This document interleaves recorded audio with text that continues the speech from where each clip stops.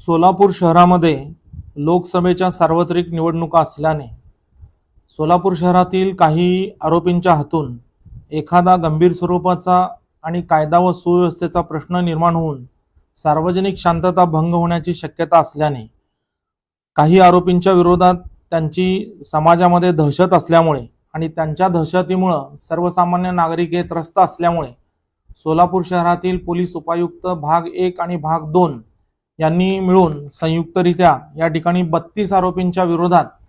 सोलापूर शहरातून हद्दपारीचा आदेश पारित केलेला होता आणि त्यांना आदेश दिलेले होते की 27/4/2024 चे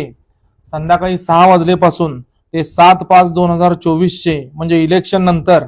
रात्री 12 पर्यंत शहरामध्ये वास्तव करू नये किंवा प्रवेश करू नये अशा पद्धतीचे आदेश त्यांना पारित करण्यात आलेले होते। सदर आदेश पारित करण्यापूर्वी त्यांना रीतसर नोटिसा बजावण्यात आलेल्या होत्या। सदर आदेशाच्या विरुद्ध यातील आरोपी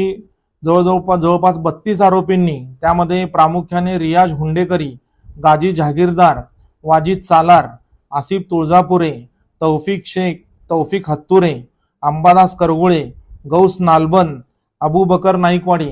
यांच्यासह 32 आरोपींनी न्यायालयामध्ये धाव घेऊन या ठिकाणी यातील काही आरोपींनी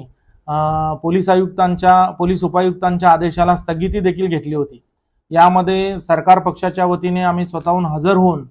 त्या सर्व याचिकांवर पोलिसांचे आणि महाराष्ट्र शासनाचे म्हणणे सादर केले आणि युक्तिवाद सादर केला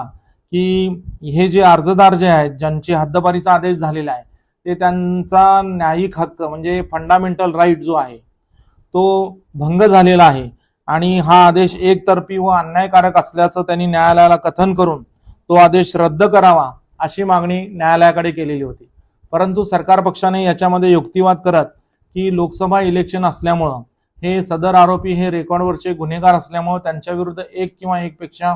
जास्त गुन्हे दाखल असल्यामुळं आणि त्यांची समाजामध्ये दहशत असल्यामुळं सार्वत्रिक निवडणुका शांततेत पार पाडणं शक्य नाहीये। त्यामुळं या सर्व आरोपींच्या विरोधात जो आदेश पारित केलेला आहे तो अतिशय योग्य, न्यायिक आहे। त्याच्यामध्ये कोणावरही कसल्याही प्रकारचा अन्याय झालेला नाहीये। त्याच पद्धतीनं ज्यावेळेला हा आदेश पारित केला त्यामध्ये असं देखील म्हणलेलं होतं की ज्यावेळेला निवडणुका आहेत म्हणजे 7/5/2024 रोजी निवडणुका आहेत, त्या निवडणुकीच्या कालावधीमध्ये या सर्व आरोपींना म्हणजे एकूण 32 लोकांना जरी हद्दपारीचा आदेश केलेला असला तरी त्यांना सकाळी 9 ते 12 या वेळेमध्ये येऊन त्यांच्या मतदान केंद्रावर मतदान करण्याचा अधिकार त्यांना दिलेला होता, तशी परवानगी दिलेली होती। त्यामुळे त्यांचा कोणताही फंडामेंटल राईट या ठिकाणी ब्रीच झालेला नाहीये।